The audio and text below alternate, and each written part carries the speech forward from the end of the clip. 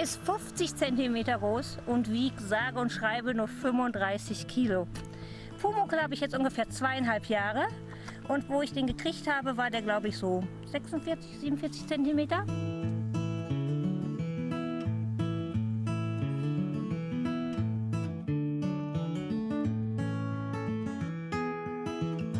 Und er ist kleinwüchsig.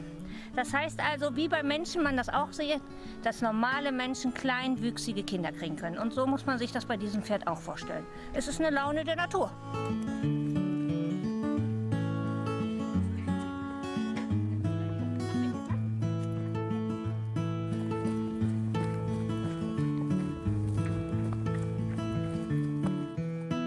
Er hat natürlich schon ein bisschen Starallüren. Er darf auch ins Haus zum Frühstücken, was die anderen Ponys natürlich auch nicht dürfen.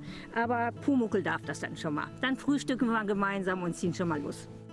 Das ist so ein Herzepony, ist das. Man möchte immer was mit ihm machen.